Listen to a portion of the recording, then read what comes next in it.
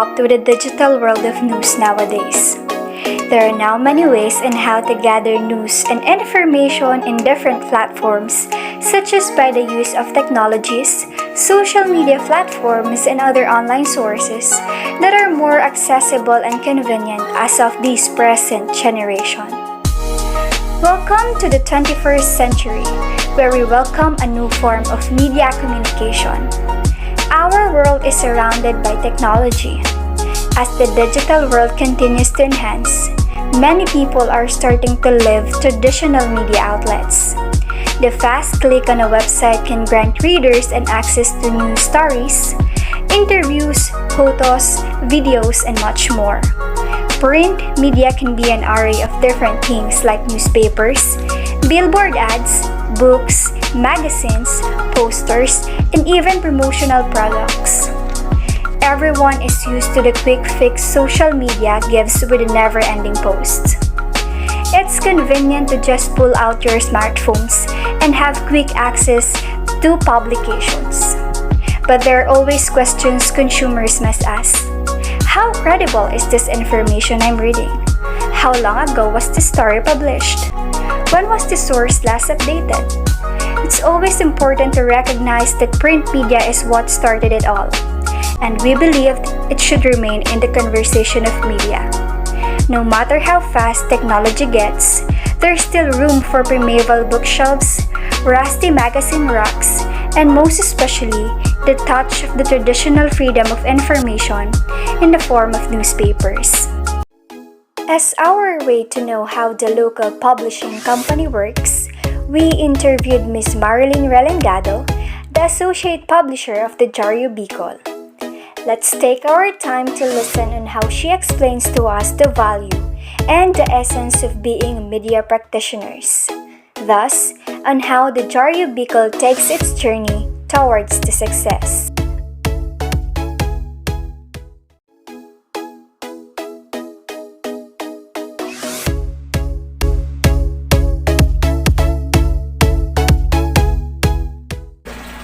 Dyaryo Bikol was founded or started June 26, 1998. January 26, 1998. Who were the founding editors of the Dyaryo Bikol? Me and my sister, and with the help of Seth Kimatera, our news editorial consultant. Okay. Where did the name Dyaryo Bikol came from? It was just came up when actually this is not the priority name that we want to come out. So the DTI has three options. The preferred name in the option, the Dyaryo Bikol, has been granted despite of so many other names of offices that we put in the application. So the preferred name has been granted by the DTI, the priority. Okay. And when did you publish your first newspaper ba? How many copies did you publish? Previously, because of the pandemic, before we are producing 800 to 1,000 copies per week. Because we're just weekly newspaper, local published newspaper, just having a weekly frequency. Not a daily, not a monthly or quarterly, weekly basis. What is your company's vision, mission, goals, and objectives? Our mission is to inform the public, the people, to educate, especially in writing and reading. And our vision is to influence people how to craft in the name of journalism. So far, how was the first year of the Dyaryo Bikol as a newspaper publication? It was really, sabihin na natin, when it comes to, kasi there are two phases of the newspaper, the publishing and the editorial and the business side. I am from the business side, and at the same time handling the editorial, the layouting. So before, we have 8 writers. But because of some assignments, correspondence have been, launching their special personal, needs or profession. Ano lang kami ngayon? Yung parang, yung mga newspaper or news stories na pinapadala lang ngayon by email, because of the technology, mas madali. But before, they are submitting stories here, then making stories here. Then, after that, after submitting, you have to make it in the layout. Writers are just submitting their stories, subject for everything for the final printing. Yes.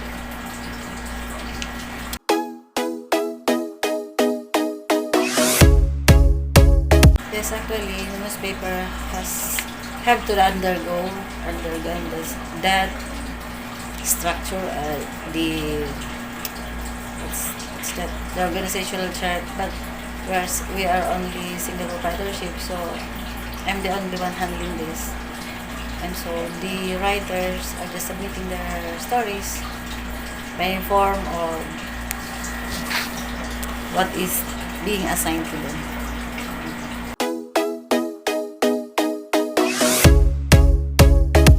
Proximity of the story. What are the news values and principles of your publication? Principles, maybe the accuracy, then the timeliness, this other one, the impact of the story, and another one is maybe what is the importance of the story, and to capture the reader's interest for what being read by the subscribers based on the stories that the writers have submitted to the office. So we are at the same time informing, educating readers, especially yung mga middle age or yung mga medyo may edad na. So parang parang ginagawa mo lang by passion. Hindi talaga yung trabaho mismo talaga. Yun, nakakatulong ba? Na-enjoy mo yung passion. Actually, sa sa advertisement ako. Pero kasi before I forget, the owner of this one is not me, my sister. I'm just the associate publisher. But as of now, I am handling managing the whole Dyaryo Bikol, the management and the role as an owner. Because my sister is a teacher, so we cannot write anything against the government because the owner is a teacher, a government employee. Isa yun sa mga bawal sa mga ganun. So I have, pagdating sa news writing, may limitations.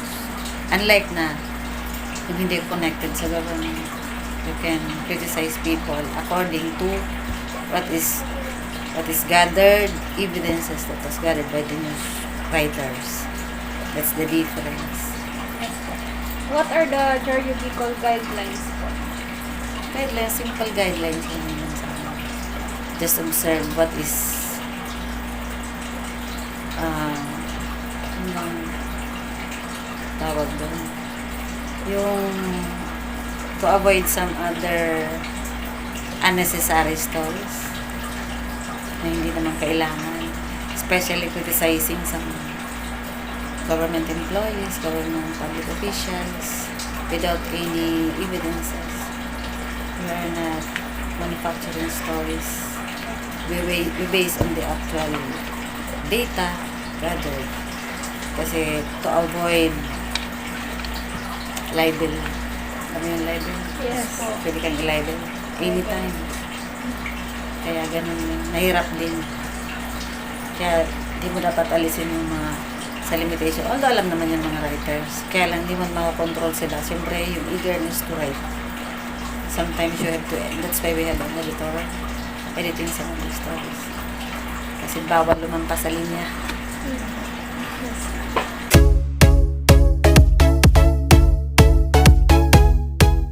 regards to the content of the paper, how often do you publish newspaper po?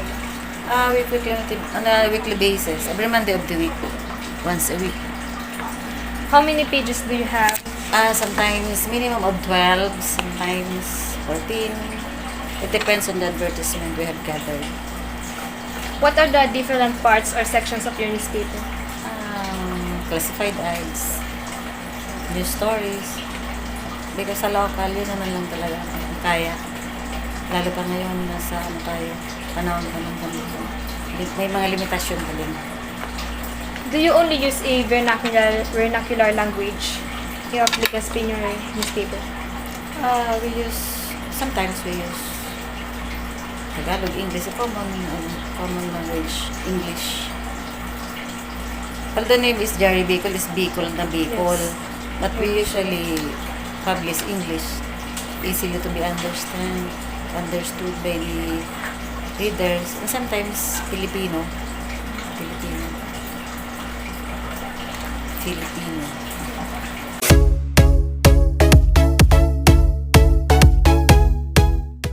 We have in Sorsogon 1, Naga 1, Legazpi 4, but they are all correspondents from other national dailies.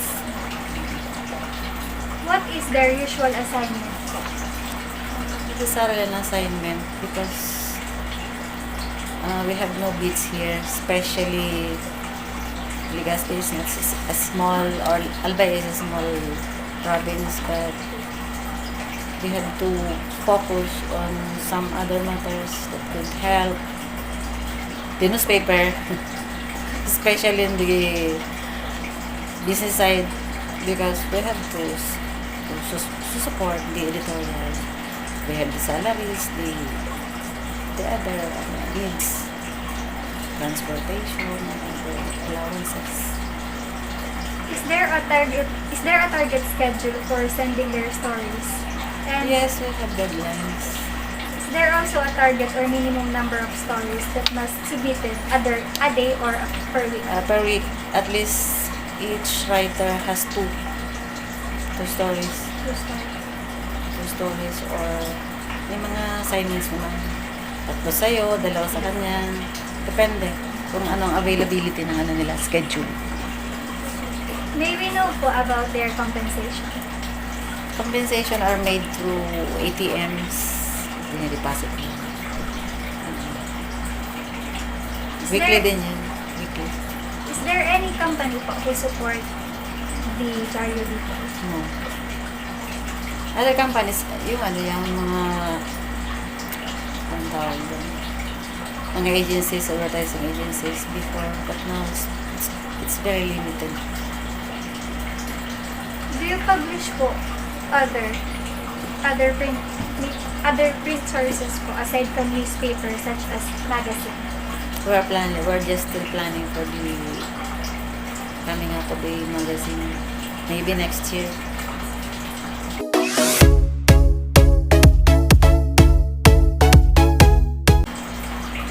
Do you have a story conference daily or weekly po, ma'am? Monthly. Monday. What is the process of writing to editing? What man? What is the process of writing to editing po, ma'am? What is the process the story goes through before they are published? It was given to the editor for the final say and for editing. He does everything. It's for the editor's task.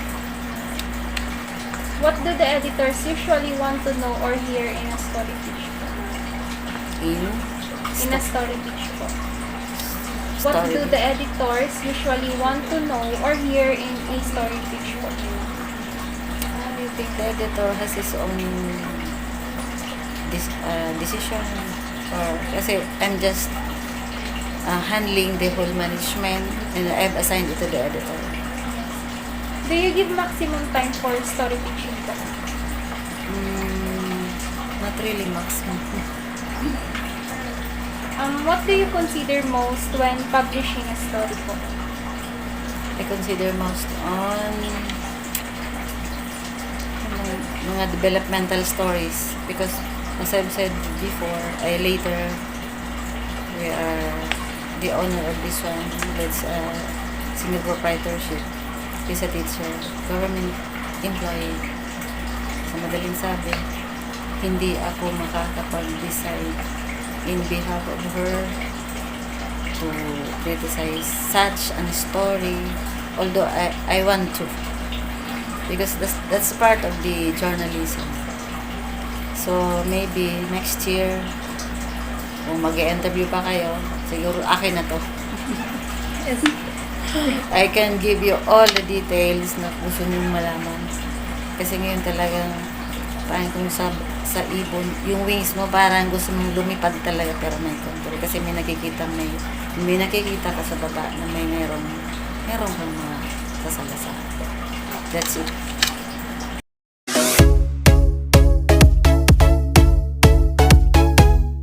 With regards to the publishing process and distribution, do you have hard copies?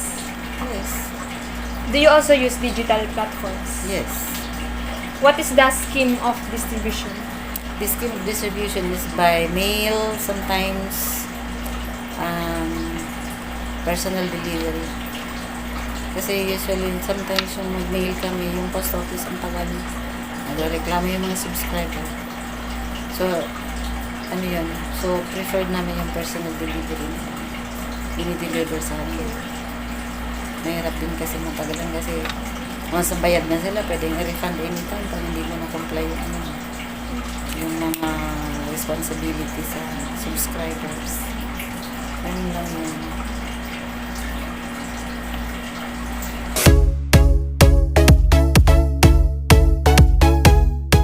Are there any challenges po that Dyaryo Bikol faces with the rise of digital journalism? As of this time, the technology has been using everywhere and anywhere by any person. So far, I have none. But before the pandemic came, we have encountered Bible case because of the published articles from the government, especially Governor Bichara, regarding the park, the renovation of the Pinyaran, the park. We have the case against him, and we have filed it at the ombudsman. So, time flies. Due to connections, of course, you know what I mean. We didn't pursue, although I have not conceded with the process, or I not stop. But Manila, of course, malayo. Gastos, personal gastos, pamasahe, punta doon. Maybe somebody have to handle it. That's the very critical, because lahat na pwede kong makuha ng mga advertisement, naka-block. That's politics. Pero so far natapos din. It takes 3 to 5 years. Mahirap. Tsaka another one is the contractor from DPWH. Certain contractor, yung taga-tagas, kapatid ng barangay captain. Mga tao din yun. Kaya sabi ng sister ko, for the meantime, laylo. Kasi nandun sa Gabon. Before kasi wala siya sa Gabon. Nung nag-employ siya, parang hindi ko na gusto yung passion ko. Hindi ko na magawa yung gusto kong gawin. Kasi once na nandiyan ka, gusto mo na rin, parang gustuhan mo na, eto, ganito yun, dapat, ganito dapat. Kasi have to educate and tell the public, ganito yung nangyayari sa mundo, nandito nangyayari sa, sa lugar mo, magulo. So, diba, mag-i-initiate ka ng opinion kung paano yun i-handle. So, gusto ko na yun magawa ulit. Pero ngayon, okay lang naman kasi yung mga stories naman, di-deliver naman ng maayos. Wala naman so far. So, for our last question po, how do you see the traditional newspaper 10 years from now? This newspaper. Yes po. Maybe will be having some I'll be opening a branch in Sorsogon and some other provinces. I'm just waiting for the opportunity to have it. The person who is handling this one will be coming by next year. So maybe when you come, you can visit us to put your accomplishments. Mahirap din kasi pag ano. So far, ang newspaper naman kasi, once na nasa passion mo, wala namang mahirap. Nai-enjoy mo naman siya. Although may mga certain difficulties in life, na parang ganito, especially finances. Pero na-overcome mo. Kaya kayo mag-stop kayo. Para one day, makita ko kayo, meron kayong newspaper, okay na yun. Kung maging writer kayo sa national, correspondent. Karamihan naman namin sa BU. Lahat naman sila meron. Lahat sa mga media circle, nandun naman lahat from BU. Hoping for you. In 10 years time, ay makita, ganito pala si ano na to good luck. Interesting yung sa media circle. You try. Kung gusto after this na ano ka mo, after na tapos ka mo sa BU, magtay kayo na may gusto na mag-law, pasa agad kayo kasi yan ang parang isa itong chance na journalism. Part ito ng magiging journey to, in case gusto niyo mag-lawyer, maging lawyer someday. Lahat ng maraming makukuhang mga ideas. Yan ang sana masaya kayo sa ano nyo, sa course nyo. Kasi interesting lang naman eh. Lahat ng tao ginagawa ng istorya. Kung gusto nyo, magiging kayo parang feature stories, okay diba? Magkano kayo nag-promote kayo ng mga tao. So, talagang model. Hindi yung nag-promote ng mga tao. Hindi naman dapat. Thank you so much. Okay, welcome sa inyong lahat.